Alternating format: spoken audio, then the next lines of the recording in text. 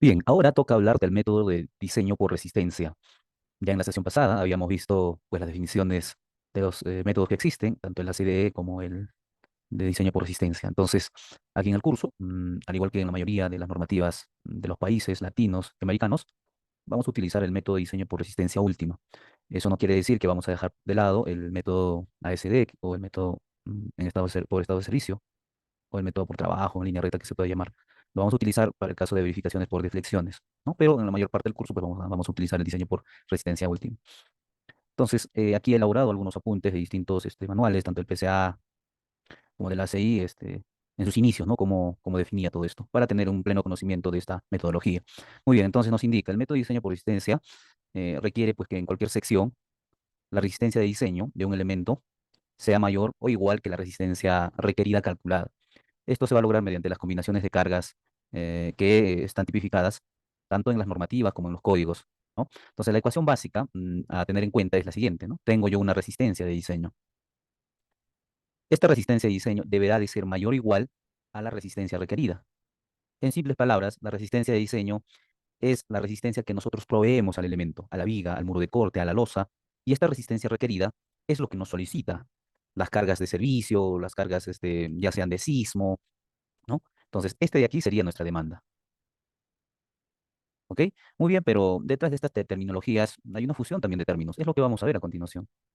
Por ejemplo, referente a resistencia de diseño, ¿cómo lo calculamos? Entonces, si nosotros acá observamos, tenemos la resistencia de diseño y está dada por un factor de reducción de resistencia denominado phi. En la mayoría de las normativas la catalogan con este símbolo de phi, ¿no? Esta debe estar multiplicada por la resistencia nominal. Entonces, vamos a definir cada uno de estos términos. Entonces, la resistencia de diseño, que lo hemos visto por acá, está definida por el producto de factor de reducción por resistencia nominal. Ok, este valor de phi, ¿qué significa? ¿Bajo qué criterios se han establecido en las normativas? Eso lo tenemos por acá. Phi significa el factor de reducción de la resistencia que toma en cuenta estos cuatro factores. Si ustedes revisan el Eurocode y otras normativas, son más los puntos, ¿no? Pero entre los puntos preponderantes son estas cuatro que están en el ACI. Entonces, el valor de phi toma en cuenta qué cosa? La probabilidad de que la resistencia de un elemento sea menor que la supuesta debido a las variaciones en las resistencias de los materiales y sus dimensiones, ¿no? Entonces, recordemos que esta metodología se basa en las probabilidades. Entonces, aquí nosotros cuando calculamos en gabinete, pues estimamos una sección, le damos digamos, una cuantía al elemento, pero no sabemos si realmente, pues en campo, al momento de ejecutarse, se van a cumplir con esas especificaciones técnicas, ¿no? Muchas veces, pues en la mayoría de los casos, no se cumplen al pie de la letra. Entonces, eso hace que baje la probabilidad, ¿no? Y dos, sería las imprecisiones en las ecuaciones de diseño. Por ejemplo, aquí las imprecisiones de las ecuaciones de diseño se refieren, por ejemplo, a los valores, ¿no? De, de phi, de gamma, que vamos a ver más adelante, que son valores tanto de reducción, que son de mayoración, que han sido obtenidas, pues, mediante la estadística. Pero no solo ello, sino también algunas imprecisiones de redondeo de decimales, ¿no? Porque, por ejemplo, nos sale una varilla de acero de 6,25 centímetros cuadrados, pues es muy difícil colocar exactamente esa cantidad con decimales en área, ¿no? Entonces, muchas veces lo que se suele hacer es irse un poquito más allá, ¿no? Si ya no se coloca 6, se coloca 6,5, o en el peor de los casos, pues bajamos un poco, que sería 6 centímetros, ¿no? Entonces, ahí se refiere a las impresiones de las ecuaciones de diseño. Y no solo ello, porque, por ejemplo, ¿no? Lo típico en esta expresión es que para extraer algunas ecuaciones, algunos valores, nosotros nos vamos al límite, ¿no? Por ejemplo, acá tengo que la resistencia de diseño dice que es mayor o igual a la resistencia requerida, pero rara vez utilizamos esto, ¿no? Lo utilizamos para comparar nada más. Pero cuando queramos elaborar ecuaciones, despejar una variable, directamente nos posicionamos en el peor de los casos, igualamos esto, ¿no? Entonces, de ahí es más fácil desarrollar esta ecuación. Entonces, todo ello implica o infiere en el desarrollo de estos valores de phi. Tercero, el grado de ductilidad y la confiabilidad requerida del elemento cargado. Por ejemplo, cuando hablamos aquí de ductilidad, pues se refiere cuando un elemento o una estructura globalmente incursiona en el rango plástico o no lineal sin que ésta falle. Entonces, obviamente que eso en los programas o nosotros aquí mismo en gabinete se puede dar, ¿no? Yo tengo una sección de viga, ¿no? Entonces, yo puedo decir que el cálculo de esta viga tiene una ductilidad, digamos, de 6 o de 7, no sé, ¿no? Entonces, esto seguramente yo lo voy a hacer con el diagrama momento-curvatura, ¿no? Entonces, por aquí tendré una ductilidad última, acá sería así, una ductilidad de fluencia, una ductilidad última por acá. Entonces, la división de estos dos valores, desde el punto último con el de fluencia, seguramente yo voy a obtener un valor de ductilidad. Pero yo, ¿cómo aseguro ello en campo, ¿no? Sé que esto va a depender mucho de las secciones, del recubrimiento, del área confinada, de las varillas que se está colocando, ¿no? Pero si es que no se está respetando, digamos, el correcto recubrimiento, los correctos empalmes, el grado de ductilidad que inicialmente hemos obtenido como 6 o 7 va a ser en vano, ¿no? Entonces, a eso se refiere que, bueno, hay imprecisiones, ¿no? En el grado de utilidad y la confiabilidad requerida del elemento cargado. Entonces, acá también indica como cuarto punto la importancia del elemento dentro de una estructura. Por ejemplo, tal es el caso de que tenemos ciertas vigas chatas, tenemos columnas, muros de corte. Obviamente que los muros de cortes pues tendrá una mayor importancia que una simple viga chata, ¿no? ¿Por qué? Porque estas, pues, los muros de corte son las encargadas de, en la mayoría de los casos, de disipar energía, de absorber esa cortante que proporciona las fuerzas horizontales. Entonces, estos son algunos de los factores, ¿no? Que influyen bastante en qué valor tomar para obtener la resistencia de diseño, es decir, el valor de phi, ¿no? En este caso, este valor de phi va a ser un valor menor a uno, ¿no? Va a ser un valor menor a uno. ¿Por qué? Porque acá la resistencia nominal, bueno, nos falta definir, bueno, vamos a dejarlo por aquí esto, menor a uno. Bueno, falta definir la resistencia nominal, ¿no? La resistencia nominal, en simples palabras, es la resistencia neta de la viga, es decir, yo lo he calculado la viga con sus secciones y resiste 100 kilogramos, ¿no? Quiere decir que resiste 100, pero yo no puedo asegurar eso en gabinete, en papel, ¿no? Que indica o haciendo modelamientos que soporta 100 kilogramos, o la columna soporta 100 kilogramos, pero mediante proceso constructivo no se han realizado los controles adecuados. Esto hará de que mi viga, bueno, voy a colocar acá, no sé, puede ser una columna también, ¿no? Entonces, inicialmente esto está previsto para que soporte 100 kilogramos, ¿no? Pero por el proceso constructivo, ¿no? Proceso constructivo, o también puede ser por la supervisión que haya, supervisión, y otros factores, eh, va a pasar lo siguiente, que esta columna ya no soporte 100, puede ser que soporte solamente 98, ¿no? Porque, bueno, hubo carencia de supervisión, un mal proceso constructivo, y esto hace que llegue a 98, ¿no? Esta de aquí se llama la resistencia nominal. Es decir, este elemento, columna, soporta 100, ¿no? Está diseñada, está calculada para soportar 100 kilogramos, pero por estas cosas de proceso constructivo, una mala supervisión, no se llega a ello, ¿no? Entonces, fíjense que de 100 ha bajado 98. Entonces, ¿qué ha hecho de que baje 100 a 98? El valor de phi, este valor de phi. Fíjense que a 100 yo debo de multiplicarle para que pase aquí por un valor menor a uno, ¿no? Por eso indicaba aquí de que este valor de phi es menor a uno, ¿no? 100 con un valor menor a uno, obviamente que te va a dar valores menores a 100, ¿no? Entonces, de esa manera se intuye esto. Hay que entenderlo muy bien porque a veces no se interpreta muy bien como profesionales esta parte. Solamente decimos, la resistencia de diseño y ya está. Entonces, no debe de eh, haber dudas por ese lado, ¿no? Porque entonces ya conocemos que la resistencia nominal es, acá dice, ¿no? La resistencia de un elemento, sección transversal, calculada usando las hipótesis y ecuaciones de resistencia, métodos por resistencia, antes de aplicar cualquier factor de reducción de resistencia. ¿Ok? Entonces, ahí está. Entonces ya hemos explicado aquí lo que es la resistencia de diseño, ¿no? Es lo que debemos de proveerle a nuestro elemento, ¿no? Para que soporte la demanda. ¿Ok? Entonces ahora nos vamos al otro lado, que es lo referente a resistencia requerida. La resistencia requerida igual, ¿no? Tenemos dos factores. Fíjense, tenemos un primer factor que es el factor de carga y un segundo que son las solicitaciones por servicio, ¿no? Es el producto de estos dos. Los factores de carga son factores o valores mayores a uno, ¿no? Dice factor que incrementa la carga para considerar la probable variación de las cargas de servicio. Ok, entonces, no solamente puede ser las cargas de servicio, porque, bueno, si nos vamos un poquito más allá, podemos tener cargas horizontales, cargas de sismo, viento. Entonces, va a depender, ¿no? Del tipo de análisis que estemos haciendo, pero por lo general, siempre se analiza por las cargas de servicio. Entonces, yo puedo, digamos, en un dimensionado de una edificación, ¿no? Yo puedo estimar, digamos, una carga viva, una carga muerta, que en un inicio se ha propuesto, digamos, que el ambiente es para viviendas multifamiliares, ¿no? Entonces, digamos, en el tercer nivel hasta quinto nivel, viviendas multifamiliares, y la carga viva, digamos, ahí, está tipificada, por ejemplo, por 200 kilogramos por metro cuadrado, ¿no? Entonces, en sí, esa es digamos, una carga establecida por el código, ¿no? Y puedo yo hacer otro metradito referente a lo que es la carga muerta, y puedo sacar un estimado, ¿no? Pero, ¿qué es lo que pasa? No siempre, pues, se va a cumplir o respetar las cargas en ese ambiente. Puede ser que pase 1, 2, 3 años y cambien de uso, ¿no? Y ya no sea, pues, una habitación multifamiliar, sino tal vez un almacén o, no sé, una biblioteca, un gimnasio, donde las cargas son mayores, ¿no? Entonces, para ese tipo de circunstancias, pues, se utiliza estos factores de carga que son mayores a uno, ¿no? Ya sean cargas vivas, cargas muertas, ¿no? Entonces, estos factores son mayor que uno, ¿no? Y pues las cargas de servicio son cargas especificadas por el código de construcción, ¿no? Entonces, en el Perú nosotros tenemos unas cargas, una normativa de cargas que es la de 020, donde está ahí especificada tanto los valores para carga viva y algunos datos también para carga muerta. Entonces, a nivel internacional, en este caso entra a tallar el ACE, el AC7 en la versión, me parece que está en la 22 en estos momentos, Y, ¿no? Y cada país así tiene sus normativas de cargas, ¿no? Entonces, bueno, este es el concepto, ¿no? Especificado paso a paso para lo que es el método de diseño por resistencia. Entonces, finalmente tenemos una resistencia de diseño y resistencia requerida. Entonces, más adelante ya vamos a hablar directamente con estos términos, ¿no? De resistencia de diseño y resistencia requerida. Ya ustedes saben qué incluye hablar de resistencia de diseño y qué incluye hablar de resistencia requerida, los factores de carga, los factores de reducción. ¿Ok? Bien, entonces, esa es una primera parte. Vamos bajando aquí y hay una explicación un poquito más profunda para tener o que quede claro toda esta parte de diseño de resistencia última. Bien, indica aquí que las razones para utilizar los factores de reducción de resistencia son los siguientes, es decir, los factores de phi, ¿no? Que eran valores menores a uno. Estos de aquí multiplicaban a la resistencia nominal. Entonces, vamos a ver por qué razones, ¿no? Se debe utilizar, ¿no? Ok, tenemos acá unos 4 ítems. Indica lo siguiente. El primero, las resistencias de los materiales pueden diferir de las supuestas en el diseño por las siguientes razones. Muy bien, uno indica aquí la variabilidad de las resistencias de los materiales, tanto de resistencia a la compresión del hormigón como la resistencia a la fluencia y la resistencia última, la tracción de la armadura, son variables. Aquí hay que tener mucho en cuenta en los controles de calidad, ¿no? En los certificados que proveen las empresas que ofertan estos materiales que se utilicen en concreto armado, ¿no? Porque cuando se, digamos, ¿no? Se adquiere unidades de bañería, ¿no? Se compra una cierta cantidad y hay que hacer algunas pruebas, ¿no?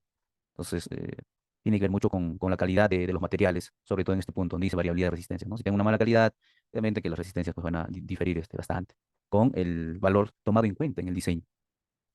Otro es aquí el efecto de la velocidad del ensayo, tanto para las resistencias del hormigón como las del acero, ¿no? Se ven afectadas por la velocidad de la aplicación de las cargas. Este punto es muy importante, este de aquí. El efecto de la velocidad del ensayo, tanto en las resistencias del hormigón como las del acero, se ven afectadas por la velocidad de aplicación de las cargas. Bien, a ver, para explicar eso, tengo aquí unos otros apuntes que justamente explican ello, ¿no? Dice, ensayo de carga, compresión axial para cargas de larga, corta duración. Bien, vayamos al contexto. Imaginémonos que estamos vaciando una estructura de concreto, digamos, eh, un muro de corte, ¿no? O puede ser una columna también. Entonces, se está vaciando en una jornada y lo que nosotros, o lo que se hace en campo es, bueno, sacar pues las briquetas, ¿no? Se saca las briquetas. Entonces, sacamos esta briqueta, bueno, vamos a sacar unas tres, digamos. Bueno, para el control de calidad de estas briquetas, bueno, lo estoy dibujando desproporcional, pero son iguales, ¿no? Entonces, yo puedo sacar briquetas, por ejemplo, para reventarlos o hacer la rotura para 7 días, para 14 días, para 28 días, ¿no? Esto para verificar la resistencia, ¿no? La resistencia a compresión, el famoso F'C. ¿Ok? Bien, pero recuerden que estas briquetas pues no tienen varillas de acero, ¿no? Y el elemento que estamos vaciando tiene elementos de acero. Fíjense, ahí hay una varianza, ¿no? Estas briquetas son de concreto simple y esto es muy diferente a concreto armado, ¿no? Es distinto, porque en concreto armado tenemos pues la inclusión de la varilla. Ok, entonces nosotros pues digamos estamos vaciando las columnas o muros de corte, sacamos estas briquetas, ¿no? Para hacer el control de resistencia para 7 días, para 14 días, para 28 días. Ok, entonces llega, ¿no? Los 7 días y vamos pues viendo, bueno, aquí vamos al laboratorio, ¿no? Colocamos el elemento y sometemos a una compresión, ¿no? Y seguramente esta pues fallará y obtendré una resistencia F'C. Este, mm, este ensayo a compresión o la rotura de briquetas generalmente, generalmente se realiza en un corto plazo, ¿no? En un corto plazo, por ejemplo, que puede variar de 5, no sé, a 10 minutos, ¿no? Es lo común. Entonces se coloca una carga, compresión, y el ensayo dura de 5 a 10 minutos. Y con ello obtenemos un valor de F'C, ¿no? Un valor de F'C que, si nosotros referimos a las normativas de los ensayos de calidad, de resistencia, hay un porcentaje, ¿no? Que a los 7 días debería de llegar a un porcentaje de la resistencia especificada, ¿no? Y el mismo procedimiento se hace para los 14 días y los 28 días, ¿no? Y vemos si es que no va pasando ese porcentaje, pues se desecha, ¿no? El elemento estructural, ¿no? Entonces, para ello nos sirve hacer estos controles de 7 días, 14, 28 días. Pero el concepto está acá, ¿no? Esta prueba que se hace es a corto plazo. Tiene una, digamos, una corta duración de 5 a 10 minutos, ¿no? Entonces, justamente el concepto que quiero explicar está aquí. Dice, el ensayo de carga con presión axial para cargas de larga duración, indica acá. Mira, bajo cargas de larga duración, la carga final de rotura de la probeta es algo menor. Bien, entonces, aquí está, ¿no? El ensayo. Fíjense que aquí está la deformación, ¿no? Esto es un diagrama de tensión deformación. Y en el eje X tengo las deformaciones que va surgiendo, ¿no? El concreto puedo tener por acá, digamos, o sea, que puede estar por acá la deformación típica del concreto, que es de 0,002, ¿no? Ahí siempre se van a romper, siempre, todos los concretos, no interesa la calidad, todos se rompen a este punto. Ok, entonces fíjense que este concepto que acabo de explicar está por acá. Vengo aquí, va durando el ensayo, la primera etapa, ¿no? Lineal, luego va pasando, digamos, un 50% de la fuerza, y esto va tendiendo a incursionar en el rango plástico, alcanza el tope y llega a un punto de rotura aquí, ¿no? Un punto de aplastamiento, que sería el SU. Entonces, fíjense que aquí tengo un punto máximo, que es la prueba del hormigón con cargas aplicadas a corta duración, que es de 5 a 10 minutos, y yo tengo un valor, ¿no? Y ahí está, tengo un F'C de 21 megapascales, digamos. Pero si nosotros nos ponemos y hacemos una analogía con la edificación, nuestra columna pues no se va a cargar así inmediatamente de 5 a 10 minutos y llegar a su capacidad. La edificación, ¿no? Se irá construyendo poco a poco, ¿no? Primer nivel, ¿no? Las columnas, ¿no? Luego irán construyendo las demás columnas y así, ¿no? Luego vamos a crecer a un segundo nivel. Entonces, igual, ¿no? Va creciendo. Y fíjense que esta columna de aquí se está cargando no en 5 o 6 minutos, no se está cargando en 4, 5, 6, 7 días, dependiendo del desencofrado que va a tener los demás niveles. Y de igual manera esta columna de aquí, ¿no? Entonces, fíjense las cargas a la que va a estar sometida, pues no están para una corta duración, sino para una larga duración, que pueden durar semanas, meses, en algunos casos hasta años, porque muchas veces lo dejamos en un cuarto nivel, ¿no? Ella está, ella es la azotea, lo dejamos por 15 años, digamos, ¿no? 15 años, luego, pasado este tiempo, quieren ampliar la edificación, ¿no? Y se va aumentando un par de niveles, ¿no? Y aún así sigue esta columna cargándose más, ¿no? Fíjense, son cantidad de años, no son 5 o 6 minutos. Entonces, fíjense ahí la diferencia. Y no solo eso, porque estos elementos perdón, de columnas están pues proveídas de acero de refuerzo. Tenemos aquí varillas, ¿no? Que están en este sentido. Y como hemos visto en las propiedades del acero, recuerden que el acero tiene dos propiedades fundamentales, ¿no? O las potencialidades que se le puede sacar, que trabajan muy bien a tracción y mucho mejor a compresión. Mucho mejor a compresión. ¿No? Recuerden que generalmente para las edificaciones pues se utiliza, ¿no? Un F'C de 210 kilogramos sobre centímetro cuadrado. La compresión que resiste el acero es de 4200 kilogramos sobre centímetro cuadrado. Si yo saco un porcentaje de proporcionalidad de 4200 sobre 210, fíjense cuánto es. Es prácticamente 20 veces más. ¿Qué quiere decir? Que si el acero es correctamente, digamos, restringido para que no tenga pandeos, fíjense que soporta 20 veces más. Entonces, hay una gran diferencia con estos valores que se obtienen por las pruebas de concreto simple, ¿no? De las briquetas. Entonces, ¿qué es lo que ocurre, no? Ahí está el concepto. En estas cargas a corto plazo, como se somete rápidamente estas cargas, el concreto alcanza una resistencia alta, no digamos 210, porque se está haciendo, fíjense, en 5 a 10 minutos. Pero en una edificación no es así. En una edificación va pasando, no sé, meses, semanas, años, llega igual a este punto, ¿no? Y fíjense que llega a un 17,5 nada más, ¿no? Va cargándose con meses, semanas, años, llega a este punto, siempre a una deformación de 0,02. Eso ya ha sido probado, ensayado, ¿no? Llega a su resistencia máxima, pero fíjense cuánto es su resistencia máxima. Es 17,5.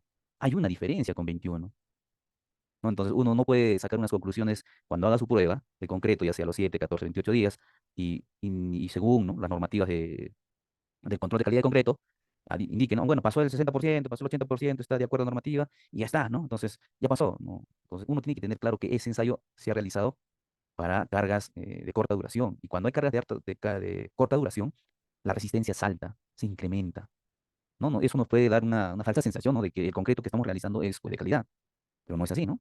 Porque esto es teórico, ¿eh? Esto es teórico. teórico, porque recuerden, acá no tiene acero, solamente concreto simple. Entonces lo que ocurre, lo que en la estructura realmente lo que ocurre es esta de acá, ¿no? 17,5. Si nosotros dividimos esto de acá, o si multiplico, bueno, si lo dividimos, ¿no? 21, entre 17,5 es prácticamente, este de aquí es un 80, 85%, vamos a colocar así, ¿no? 80 a 85% del F'C, es decir, de este máximo, ¿no? Es lo que realmente la estructura va a llegar, no va a llegar a 210, llegará a 175. Ajá. Entonces, ¿cómo hago pues yo para llegar a este punto? Entonces tenemos que hacer un acto de fe de que pues estas varillas de acero, ¿no? Que están confinadas, digamos, ¿no? Por el concreto, me van a ayudar, ¿no? A soportar esta holgura de la compresión, esta holgura que existe. Y no solo eso, y vamos a suponer aquí también que pues, la estructura con el tiempo irá ganando resistencia, con el curado correcto, ¿no? Entonces, todos esos factores, de alguna u otra manera, me ayudarán a llegar a esta resistencia especificada, ¿ok? Entonces, es por ello que debemos de realizar un correcto diseño de estas varillas de acero, realizar un control de calidad, sobre todo, cuidar la relación agua-cemento, ¿no? Y el correcto curado. Solo así vamos a poder llegar a esta resistencia máxima requerida, ¿no? Que están especificadas en los planos 280, 350, 210, ¿no? Entonces, es importante mencionar estos conceptos porque pocos libros de concreto armado o los docentes que dictan estos cursos de concreto armado en pregrado lo explican de esa manera, ¿no? De frente se van a los ejercicios y no hay un concepto previo detrás de ello, ¿no? Yo pienso que más que los ejercicios, estos temas son lo más importante, ¿no? Muy bien. Entonces, una vez explicado ello, aquí abajo también podemos observar algo, ¿no? Lo que hice, bueno, estas capturas las saqué de la normativa de concreto armado de Argentina, del famoso SILSOC. Bien, entonces es importante, indica aquí, señalar que en la gran mayoría de las estructuras, las cargas predominantes, axiales, que serían compresión, son de larga duración. Obviamente, ¿no? Acá como indicaba aquí que estas cargas, pues, eh, que vienen de la superestructura, bueno, son pues de larga duración, 15 años, un mes, 2 años, y no como estos 5 a 10 minutos que se le provee, ¿no? De fuerza a compresión. Entonces indica aquí que los ensayos permiten evaluar la resistencia máxima a compresión para cargas de larga duración como el 85% del F'C, ¿no? Justo lo que indicábamos acá estos valores. Que, bueno, para las resistencias máximas a compresión para cargas aplicadas a larga duración solamente se llega al 85%. Pero hay una holgura, ¿no? Hay una holgura y dijimos, ¿con qué podemos alcanzar eso? Va a ser con el correcto confinamiento de estos elementos verticales para que no haya un pandeo, ¿no? Entonces, con ello, con el recubrimiento adecuado, con el curado adecuado, seguramente esta resistencia crecerá un poco más y pueda pues superar tal vez al 21, ¿no? Que sería lo más óptimo. ¿Ok? Bien, entonces, vamos a borrar esto aquí y podemos bajar. Aquí también tenemos un apunte de que indica, bueno, lo siguiente, ¿no? El efecto de la velocidad de la aplicación de la carga. Entonces ahí podemos ver nuevamente el mismo esquema, ¿no? Pero aquí ya está establecido la deformación unitaria a la que falla siempre todos los concretos. Esto no cambia. En todas las normativas, en la mayoría de las normativas del mundo es aceptada este valor que a una deformación de 0,002 no interesa la resistencia. Todos los concretos alcanzan su punto máximo, ¿no? Y luego pues tendrán un punto de fallo, un punto de aplastamiento que en algunas normativas indican de que esto varía hasta de 3 por mil hasta 7 por mil o 8 por mil, ¿no? Por ejemplo, en el ACI se acepta que este punto es a 0,003, ¿no? Lo mismo que en nuestra normativa peruana es 0,60. Pero si nosotros revisamos el eurocódigo, ellos no trabajan con 0,003, sino con 0,0035, ¿no? Entonces, ahí van los valores, ¿no? Y fíjense que aquí también hay una holgura, ¿no? Para alcanzar, fíjense, es del 80%. Esto es el diagrama para cargas sostenidas, o bueno, a lo largo del tiempo, ¿no? Una carga que, bueno, un elemento que va a ser cargado, pues después a lo largo del tiempo. Esta de aquí es un elemento que ha sido presionado, con cargas de compresión, como el caso de las briquetas, pues instantáneo, ¿no? O cargas de 5 a 10 minutos, con cargas de compresión. Bien, y por último, bueno, acá algunos puntos a tomar en cuenta. Indica aquí, en los ensayos, bajo cargas de corta duración, ¿no? Tenemos una curva, la curva A, que es, ¿no? La que está por encima, indica que la deformación es de 0,001 centímetros por centímetro por minuto. Entonces se realiza en un tiempo relativamente corto, de tal manera que la probeta se fractura en un lapso de 3 a 5 a 4 minutos, indica por acá. En los ensayos, ¿no? Para cargas de larga duración, que es el comportamiento, digamos, cuasi real de las edificaciones, ¿no? O de los elementos, también la deformación casi es la misma, ¿no? Pero el tiempo, ¿no? Por 100 días, en cambio aquí era por minutos. Entonces se asemeja más a la realidad, ¿no? Pues en obra, a los elementos estructurales se les va adicionando las cargas de manera graduada y durante un tiempo prolongado. Ahora, en este tipo de ensayos para el mismo concreto, la curva se modifica en dos aspectos importantes, indica aquí. Punto uno, el máximo de la carga se alcanza a esfuerzos mucho menores, hasta el 80%, algunos indican 85%, pero por ahí va, que en las cargas instantáneas, ¿no? Ensayos de corta duración. Entonces, solamente alcanzan un 80%, ¿no? Pero siempre a la deformación unitaria de 0,02, ¿no? Como les indicaba, ¿no? Todos llegan a su tope cuando el concreto se deforma a 0,002. Ahora, la rama descendente de la curva es bastante suave, produciéndose la falla o colapso a deformaciones mucho mayores. Ok, y tenemos una conclusión importante. Indica lo siguiente. En la práctica, la resistencia especificada en los diseños, es decir, en los planos, ¿no? Las especificaciones técnicas, se basa en la resistencia a corto plazo. Se utiliza el esfuerzo obtenido en ensayos de corta duración y la diferencia con los ensayos de larga duración, aquí está la palabra clave, se ve compensado con la propiedad del concreto a seguir endureciendo a través del tiempo. Y no solo ello, sino el acero también aporta compresión, siempre y cuando se evite el pandeo de esto. ¿Ok? Bien, entonces fíjense que detrás de esas formulaciones sencillas hay un concepto por detrás, ¿no? En realidad hay mucho que hablar de esto, pero me parece que este de aquí es un punto muy importante. ¿Ok? Entonces, como hemos dicho aquí, que el efecto de la velocidad de ensayo pues incide bastante en la toma de decisión de estos factores de reducción de resistencia. ¿Ok? Bien, entonces indica aquí luego que la resistencia in situ versus la resistencia de una probeta, hay varianza también ahí, la resistencia del hormigón colocado en una estructura no es exactamente igual a la resistencia del mismo hormigón en una probeta de control. Eso ya lo hemos comentado. Aquí indica que el efecto de la variabilidad de las tensiones de contracción, ¿no? O las tensiones residuales. Esto lo hemos visto ya con algunas formulaciones y veíamos, ¿no? Que si es que no se utilizaba o no se tenía en cuenta mm, digamos, los espaciados correctos o donde se base las juntas, se desarrollaban pues unas tensiones de contracción y esto hacía que el concreto se fisure, ¿no? Entonces, debido a ello también esto influye bastante en la toma de decisión del valor de phi. ¿Ok? Bien, tenemos para el caso B entonces que las dimensiones de los elementos pueden diferir de las supuestas, ya sea por errores constructivos o de fabricación. Los siguientes factores son significativos. Aquí miren, las tolerancias de fabricación y laminación de las barras de la armadura. Un punto en cuenta aquí a saber es lo siguiente, que cuando se solicita se hace requerimiento de las varillas de acero, hay que hacer algunos ensayos, ¿no? Tanto para el acero, el concreto, perdón, el cemento, puede ser las unidades de albañilería. Siempre es bueno hacer controles. De lo contrario, todo el lote va a entrar con errores, ¿no? Entonces hay que detectar a tiempo ciertas tolerancias que se debe tener, ¿no? Está dentro del límite o no para rechazar o aceptar el material, ¿no? No solamente como indica acá de la barra, sino de distintos materiales que se utilizan en edificaciones. Otro aquí dice, ¿no? Los errores geométricos en la sección transversal y los errores en la colocación de las armaduras. Indica esto mucho en el proceso constructivo, ¿no? Cuando no se respeta cierta verticalidad, los recubrimientos, ¿no? Eso hace que el elemento tenga un comportamiento muy distinto a lo que ha sido concebido. En el punto C, indica que las hipótesis y simplificaciones usadas en las ecuaciones de diseño, tales como el uso del bloque rectangular de tensiones, más adelante vamos a ver ello, y una máxima deformación utilizable del hormigón igual a 0,003, introducen tanto errores sistemáticos como errores accidentales. Este valor de 0,003 es aceptado por la mayoría de las normativas, ¿no? Pero tampoco es pues, la panacea, sino que cada normativa adopta según su realidad, no según los ensayos que hayan realizado, este valor, ¿no? A la que el concreto pues, falla, ¿no? Completamente. En el Eurocódigo, recuerden, esto es a 0,035, ¿no? En el ACI, como nuestra normativa es 0,60, eh, acepta, ¿no? Este valor de 0,003. ¿Ok? Muy bien, entonces también podemos tener aquí el caso 2 o como punto 2 que los factores de carga, ¿no? Se requieren para considerar los posibles excesos de carga. Y estos factores de carga son valores mayores a uno, dijimos, ¿no? Dependerá del tipo de carga, ¿no? Carga muerta, carga viva, de sismo, de viento, de hielo. Entonces, indica aquí que las magnitudes de las cargas pueden diferir de las supuestas, ¿no? Las cargas permanentes pueden variar por, bueno, las variaciones del tamaño de los elementos, las variaciones de las densidades de los materiales, las modificaciones estructurales y no estructurales, ¿no? Cuando cambian de ambiente, ¿no? Ahí es lo más típico, pues en edificaciones es el cambio de uso, ¿no? Inicialmente, bueno, digamos, no era sala, ahora va a ser biblioteca, y él quiere una habitación, ahora es sala, y así, ¿no? Y ahí es donde la mayoría de los casos se ve, se pueden encontrar los errores, ¿no?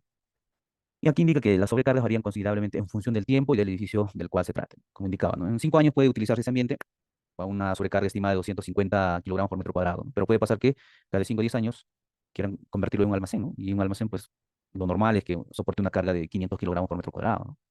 Fíjense que es el doble, entonces en ese caso habría pues un error de más del 100%, ¿no?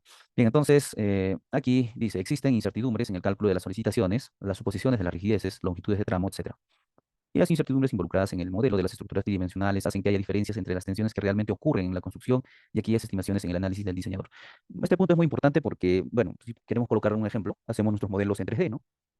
Entonces, hacemos una edificación de 5 niveles, un modelo 3D, con elementos finitos, elementos barra, y un típico ejemplo, ¿no? Cuando la columna, perdón, la viga se apoya en un elemento, digamos, delgado, ¿no? Puede ser una placa, ¿no? Por ejemplo, en este caso. Entonces, yo tengo así una placa. Entonces, por aquí puede estar, ¿no? Apoyándose una viga, ¿no? Una viga peraltada, de esta manera, ¿no? Entonces, si yo digo que esto es, no sé, unos 15 centímetros, ¿no? Por decir algo, 20 centímetros, ¿no? 20 centímetros. Entonces, el ancho de esta viga, por ejemplo, que puede ser, no sé, de unos 30 centímetros. Y el peralte que puede tener este elemento, esta viga, digamos, sea pues grande, ¿no? Un peralte, no sé, unos 70 centímetros, ¿no? 70 centímetros. Y ustedes creen que 70 centímetros por 30 se apoya pues en este anchito pequeño, ¿no? Y lo que se modela es, ¿no? Colocar un elemento frame aquí y rotularlo, ¿no? Entonces, si esto lo llevamos a lo que son, mm, a, a construirlo con una rótula, pues eso no se va a dar, ¿no? Lo que aquí estamos haciendo es simplemente un modelo matemático, pero en la construcción es difícil que hagamos un rotulado ahí, ¿no? Se construye tal cual, ya está. Entonces, fíjense las simplificaciones que hacemos, ¿no? Y eso también hace que varíe. ¿Ok? Bien, entonces, estos puntos son muy importantes para un análisis correcto. Bien, entonces, indica aquí tres. También se requiere reducir la resistencia y mayorar la carga para reflejar el hecho de que las consecuencias de una falla pueden ser graves. Se debería considerar diferentes factores. Aquí tenemos el tipo de falla, la presencia de las señales que permiten anticipar la ocurrencia de una falla y la existencia de recorridos de cargas alternativos. Este punto es muy importante. Fíjense, nosotros podemos estar en una edificación en estos momentos y puede ser que, o en la noche, ¿no? Digamos que uno está descansando tranquilamente y puede ser que ocurra un sismo y no lo haya sentido, ¿no? Nos levantamos en la mañana y vemos que pues, hay unas grietas, ¿no? En la viga o no sé, en los muros, ¿no? Eso quiere decir que el elemento ha disipado energía, ¿no? Hubo una cierta deformación del acero y una fisuración del concreto. Esto hace que haya una disipación de energía. Entonces, nos está avisando de que algo malo está pasando ahí, o ha pasado anoche. Entonces, eso requiere una auscultación, una revisión, una inspección, y con ello puedes corregirlo, ¿no? Entonces, nosotros debemos de generar ese tipo de diseños, ¿no? Para que los elementos te avisen, que se vayan deformando, que se vayan agrietando, ¿no? Porque si nosotros diseñamos sobre reforzado o dándole secciones muy grandes, obviamente que ese elemento no se va a fisurar, tampoco se va a deformar. Entonces la falla va a ser muy repentina, ¿no? Como un vaso de vidrio y ya está. Y estás durmiendo, viene fuerza del sismo y explota, ¿no? Entonces debemos evitar ese tipo de fallas. Más adelante vamos a catalogar los niveles de diseño, los tipos de diseño que hay, ¿no? Entonces esto como concepto nada más. Para el caso B tenemos las potenciales pérdidas de vidas humanas, ¿no? Que es la filosofía de diseño de toda normativa, ¿no? De evitar las pérdidas de vidas humanas. Ahora, C, perdón, los costos sociales en términos de tiempo, lucro cesante o pérdidas materiales o de vidas humanas indirectas provocadas por la falla. Esto va más referido tal vez a las instituciones o las construcciones de las instituciones públicas o privadas donde se alberga bastante cantidad de personas, ¿no? Que puede ser, por ejemplo, el INPE, aquí en Perú, ¿no? Los centros penitenciarios, a los colegios, ¿no? Universidades donde hay bastante concentración de gente. Y el fallo de esto o el colapso de estos pues va a cargar en costos, no solamente costos sociales, sino también una pérdida de muchas vidas humanas y también pérdidas económicas, pérdidas materiales, porque son pues edificaciones muy grandes, ¿no? De varios niveles, y al igual que los hospitales también, ¿no? Ok, bien, entonces la importancia del elemento estructural dentro de la estructura, ya lo habíamos comentado, ¿no? Que, por ejemplo, el muro de corte tenía mayor importancia que tal vez, digamos, una viga solera o una viga chata, ¿no? Entonces habría que darle esa importancia al momento del análisis de diseño también. Y el costo de reemplazo de la estructura, ¿no? Entonces, este tipo de costos de reemplazo es un tema muy, muy importante porque muchas veces se deja de hacer ciertos estudios o de hacer algo, por ejemplo, algunas verificaciones por deflexiones y llega un cierto tiempo, la viga está bandeada, las losas tienen mucha vibración y ya no se puede solucionar, y están reemplazando, están reforzando y el reforzamiento muchas veces es más costoso que la propia construcción, ¿no? Y por ello que indica el costo del reemplazo, ¿no? Puede salir un elemento o parte de una estructura. ¿Ok? Bien, entonces estas son las filosofías bajo las cuales pues, se ciñe esta teoría de resistencia última. Entonces se ha dado un panorama aquí de, digamos, de un resumen, ¿no? En realidad hay bastante información aquí, pero creo que lo que hasta el momento hemos visto es más que suficiente para que entendamos esta metodología. Y como último, aquí tenemos el costo de reemplazo de la estructura. Esta parte es muy importante y vamos a darle lectura. Indica que dice, como bueno, antecedente los valores numéricos de los factores de carga y los factores de reducción de la resistencia especificados en el código, vale la pena reproducir el siguiente párrafo. Dice, Los requisitos de diseño del código ACI se basan en la hipótesis de que si la probabilidad de que haya elementos de menor resistencia que la supuesta es de aproximadamente 1 a 100. Entonces, fíjense cuánta es la probabilidad, es bastante conservadora, ¿no? Pero no tanto como la metodología de la ASD, ¿no? Que estas proporciones eran pues, 1 en 10.000, 1 en 100.000, ¿no? Es por ello que las secciones de las vigas eran bastante robustas, ¿no? Entonces, este valor es bastante, se utiliza bastante en las investigaciones, ¿no? Cuando uno está haciendo la tesis, o digamos, está haciendo una evaluación en edificaciones, esta parte viene bien como sustento teórico, ¿no? Y la probabilidad de que haya exceso de carga es de aproximadamente 1 en 1000. La probabilidad de que haya elementos con menor resistencia que la supuesta sujetos a exceso de cargas es de 1 a 100.000, ¿no? Entonces, la metodología de la resistencia última indica de que, bueno, pues mi viga, ¿no? Digamos, tengo mis 100.000 vigas, ¿no? 100.000 vigas, y entonces, según las probabilidades, una de estas puede ser excedida, ¿no? Por la carga que lo voy a someter. Es decir, una va a fallar, ¿no? Es lo que quiere decir aquí. Entonces, los factores de carga fueron desarrollados para lograr esta probabilidad, ¿no? Esos factores de carga, de mayoraciones, ¿no? De 1.2, 1.6, que más adelante lo vamos a ver. Se calcularon las resistencias de varias secciones típicas en base a valores de resistencias del hormigón y del acero correspondientes a una probabilidad de menor resistencia de 1 en 100. La relación entre la resistencia basada en estos valores y la resistencia basada en las resistencias nominales de varias secciones típicas se ajustó arbitrariamente de manera de considerar las consecuencias de falla y de los modos de falla. ¿Ok? Entonces, estas son, ¿no? los datos bajo los cuales han sido concebidos estos factores de carga, factores de reducción. Muy bien. Entonces, toda esta información ustedes lo pueden revisar en el PSA de los años 2002 hacia atrás, ¿no? Y actualmente lo pueden revisar en los documentos del CRCA y bueno, esa documentación seguramente se les va a facilitar. Bien, entonces por último, vamos a ver aquí mm, algunos valores, ¿no?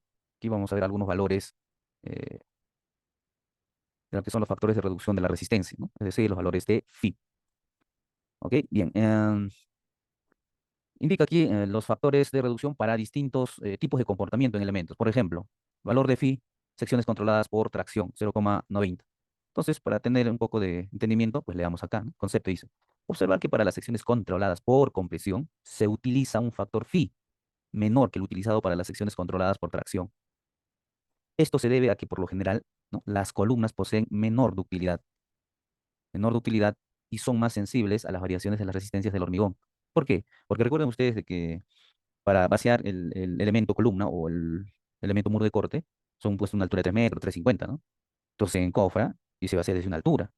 No es como un elemento viga que tiene, pues, puede ser un perante, digamos, de 80 centímetros y, bueno, se puede hacer un correcto vaciado, ¿no? Pero en columnas es un poco distinto, ¿no? Porque tiene, pues, una gran altura, ¿no? Una gran altura. Entonces, tú vacías desde una altura, fíjense que esto es 3,50, ¿no? 3,50 metros. Entonces, puede ser propenso. Acá tengo la manguera y estoy vaciando por ahí, ¿no? Entonces, fíjense, son 3,50 de altura. Y puede ser que por aquí, ¿no? Generalmente se produce lo que es la segregación, ¿no? Puede ser también que se produzca las cangrejeras. Entonces, es por ello que aquí indica de que, bueno, pues las columnas son más sensibles a las variaciones de la resistencia de hormigón, ¿no? Porque si presento cangrejera, producción de segregación, otro tipo de afecciones del concreto, pues la resistencia va a bajar, ¿no? Es por ello que se le castiga con un valor menor a lo que es elementos a compresión, ¿no? Indica aquí que además las consecuencias de la falla de una columna habitualmente son más severas que las de la falla de una viga. Por último, a las columnas hunchadas se les asigna con un factor de phi mayor que a las columnas con estribos, ya que las primeras tienen mayor tenacidad y ductilidad, ¿no? Siempre los elementos hunchados se comportan de una manera más óptima que un elemento simplemente estribado, ¿no? Eso lo podemos ver bastante en construcciones de puentes, por ejemplo, en pilotaje, ¿no? Ahí se utiliza, pues, pilotes con columnas 15, 20 metros y se hace un sunchado, ¿no? Y con ello, pues, aseguramos un buen comportamiento, ¿ok? Bien, entonces, indica aquí que para las secciones controladas a tracción, bueno, se utiliza un valor de phi de 0,90, pero para secciones controladas a compresión, como indica aquí la teoría, son menores, dice, ¿no?, a los valores de tracción, de 0,70 y 0,65, ¿no?, para elementos en columna. Y para los valores de corte y torsión tenemos 0,75, para lo del zonas de aplastamiento del hormigón, 0,65 también, zonas de anclaje en post-tensado, bueno, no lo vamos a ver en este curso, pero 0,85, ¿no? Y para los modelos de bielas de 0,75. Los modelos de bielas se utilizan para elementos, digamos, cuando la relación, digamos, de una viga es mayor, a ver, ¿cómo es? Este de acá, método de las vigas y tirantes, ¿no? Un caso que podemos colocar, un típico ejemplo, ¿no? Para las vigas. Eh, yo puedo tener una longitud L, yo puedo tener en sección, digamos, una columna AKB, perdón, esta es una viga, ¿no? H, H.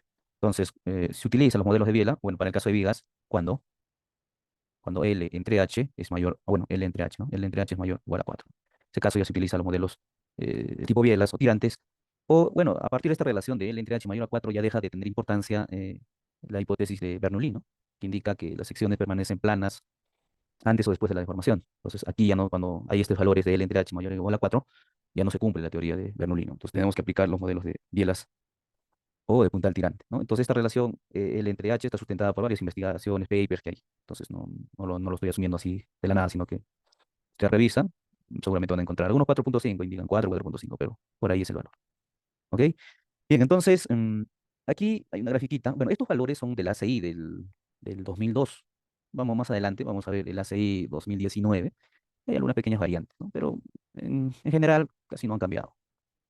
Aquí tenemos, ¿no? Todo lo visto anteriormente en una gráfica, ¿no? Yo, por ejemplo, aquí se observa que tengo un valor de 0,90, ¿no? Tengo un gráfico, tengo un punto por aquí y se divide en tres secciones, ¿no? Tengo una sección uno que desde este punto hacia la izquierda son zonas o elementos controlados a compresión, pero tengo una zona de transición hasta este punto. Y desde este punto hacia acá son elementos controlados a tracción. ¿Y quién me indica estos límites? Son las deformaciones de tensión acá. Estas deformaciones, perdón, deformaciones unitarias. Entonces, cuando tengo deformaciones unitarias menores a 2 por mil, me indica que son secciones controladas a compresión, ¿no? Donde están las columnas, ¿no? Y los elementos controlados a tracción mayores a esta deformación unitaria de 0.003. Y dentro de esto, bueno, tenemos una zona de transición y podemos obtener estos valores, ¿no? Que están dados por estas ecuaciones. Repito, estos valores han cambiado ya en el ACI 2019, ¿no? Pero quiero que nos vayamos con este concepto, ¿no? Que existe este gráfico para obtener estos valores de phi, ¿ok? Bien, entonces, nuestra normativa, la E060, que está vigente, que es la del 2019, pues no trabaja con deformaciones unitarias, ¿no? Y trabaja con aceros máximos, con cuantías balanceadas. Pero hay una cápita donde indica que también, ¿no? Alternativamente podemos trabajar con deformaciones unitarias y estaríamos empleando este tipo de gráficos, ¿no? Entonces, el ASHTO en cambio no trabaja con cuantías balanceadas ni con deformaciones unitarias, nada de ello, se ha adelantado. El ASHTO trabaja con eh, la ubicación del eje neutro, ¿no? Entonces, ya es otro tema, pero hay que tener en claro ello, ¿no? Cómo trabaja nuestra normativa, cómo trabaja el ACI, cómo trabaja el ASHTO, ¿no? Porque en el ASHTO ahí no vamos a encontrar cuantías balanceadas, ¿no? Eso ya se dejó de usar. Entonces, tampoco en el ASHTO tenemos estas deformaciones así, ¿no? Sino el ASHTO se basa en la ubicación del eje neutro y en estos parámetros, ¿no? Ok, entonces el ACI actualmente no trabaja con cuantías balanceadas, tampoco solamente trabaja con deformaciones unitarias, ¿no? Y justamente ello está explicado acá. Vamos a borrar esto y nos vamos por aquí. Bien, aquí está. Entonces, otro de los puntos a tener en cuenta también es aquí que, referente al hormigón estructural simple, ¿no? Caso para hacer los muros ciclopios, sobre cimientos corridos, ¿no? Entonces, acá hay un datito, dice, esta sección se introdujo en el código de 1995 y especifica que para la flexión, compresión, corte y aplastamiento del hormigón simple se debe utilizar un factor de reducción de phi igual a 0.65. Ojo, 0.65. Ya no tenemos que, para flexión 0.90, para compresión 0.70, para corte 0.75, para aplastamiento 0, no. Para todos los comportamientos, flexión, compresión, corte, aplastamiento, cualquiera, el valor de phi es de 0.65 para hormigón de concreto simple, es decir, cuando no hay acero. Eso hay que tenerlo bien en claro, porque a veces en las memorias de cálculo, cuando se están diseñando sobre cimientos o cimientos corridos, o elementos que no tienen acero, están utilizando 0.90, 0.70, eso está muy mal, ¿no? Es por ello que aquí enfatizamos bastante en la parte teórica para que no se tenga pues errores de concepción, ¿no? Ok, bien, entonces, ya finalmente en esta parte, para sintetizar, tenemos una resistencia nominal, tenemos una resistencia requerida, ¿no? Esta es mi demanda, esto es lo que resiste. ¿Qué es lo que resiste, digamos, nominalmente, ¿no? Resiste, bueno, nominalmente. Pero bueno, fíjense que yo tengo aquí toda una gama, ¿no? De las resistencias nominales que puedo tener. Fíjense, resistencia nominal al momento flector, resistencia nominal al momento flector en condiciones de formación balanceada, resistencia nominal a la carga axial para una excentricidad dada, bueno, en realidad hay infinidad para cortante nominal, para torsión. Entonces, todos estos valores son nominales, es decir, ¿no? La capacidad relativa, digamos, ¿no? Entonces, para yo diseñar, debo de multiplicar a todos estos por un valor de phi. Y con ello obtengo esta resistencia de diseño. Ok, entonces en esta resistencia de diseño, pues ya los valores van a ser menores que estas de acá, ¿no? Y entre las más comunes, pues tenemos esta, ¿no? Resistencia al momento efecto de diseño, resistencia a la carga axial, la resistencia a corte, ¿no? Considerando el aporte del concreto y del acero, y las resistencias a torsión. Y tenemos aquí las resistencias de demanda. Esto es MU, cuando dice la palabra U, quiere indicar de que estas pues han sido mayoradas, ¿no? Es decir, multiplicadas por un factor de 1.2, yo no sé, 1.4, dependiendo del tipo de solicitación, ¿no? 1.7, 1.8, ¿no? Entonces, con los que se debe comparar son la resistencia de diseño con la resistencia requerida. Estos dos, ¿no? Y esta siempre debe ser mayor. Punto. Nada más. Y eso está simplificado aquí también, ¿no? Está simplificado acá. Entonces está simplificado acá, ¿no? Que la resistencia de diseño debe ser mayor a la resistencia requerida. Ahí está la resistencia de diseño mayor a lo que indicamos acá, que era la resistencia requerida. ¿Ok? Y estas son las desigualdades que vamos a formar para las distintas solicitaciones. ¿Ok? Entonces dice acá, este criterio provee un margen de seguridad estructural de dos maneras distintas. Está acá. Y en muchos de estos, pues como indicábamos, para obtener ciertos datos, directamente nos vamos hasta el máximo que nos permite, ¿no? Que es igualarlo, ¿no? Estas dos condiciones, ¿no? Y es una desigualdad muy utilizada al momento de diseñar los elementos. ¿Ok? Bien, entonces, bueno, me parece que eso es referente a las resistencias, pero acá, esta parte no lo vamos a ver en estos momentos, lo vamos a ver más luego todavía, ¿no? Esto ya es el modelo que opta el ACI para el diseño de elementos, eso todavía no lo vamos a ver. Nos vamos a saltar acá abajo, esta de acá. Dice aquí, actualización para el código 2002, ¿no? Para el ACI 2002. ¿Por qué hago mención o por qué hago mención este año, ¿no? O le tomo importancia? Porque antes del 2002, hasta aquí, antes del 2002, el ACI trabajaba con cuantías mínimas, trabajaba con cuantía balanceada, trabajaba con cuantías máximas, ¿no? Lo mismo que actualmente, con la normativa de la E060-2009, sigue trabajando, ¿no? Con cuantía mínima, cuantía balanceada, cuantía máxima. El ACI lo trabajó hasta antes del 2002, hasta el ACI de 1999, bueno, el ACI de 1999. Hasta ahí se tenía o se utilizaba estos conceptos todavía de cuantía mínima, cuantía balanceada y cuantía máxima, ¿no? Entonces, a partir del 2002, las cosas cambian. Indica aquí, los requisitos de diseño unificado, anteriormente incluidos en el apéndice B, ahora se han incorporado al cuerpo principal del código. Estos requisitos utilizan la máxima deformación específica de tracción como fíjense aquí, miren, estos requisitos utilizan la máxima deformación, no me indica ya las cuantías, ¿no? La máxima deformación específica de tracción como una medida del comportamiento de la sección transversal de un elemento. Anteriormente, como medida del comportamiento, se usaba el porcentaje de armadura de cuantía balanceada, ¿no? Entonces, que quede claro yo que el ACI desde el 2002 cambió bastante, ¿no? Drásticamente, la forma de cómo evaluar el comportamiento de una viga, de una columna, ¿no? Ya no utiliza la cuantía balanceada, utiliza las deformaciones.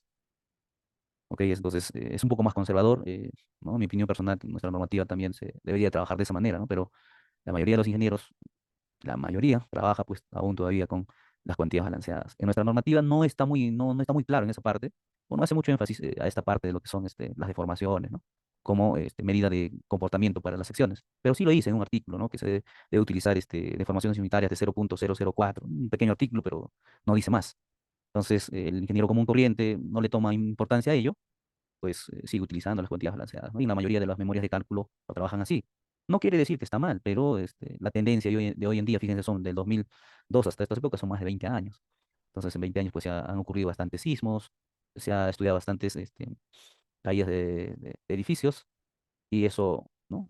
Sustenta pues a a dejar de utilizar las cuantías balanceadas, ¿no? Ya se trabaja actualmente pues con deformaciones unitarias. Y el ASHTO, hablando de códigos, el ASHTO ha ido más allá todavía, ¿no? Ha ido un pasito más allá del ACI.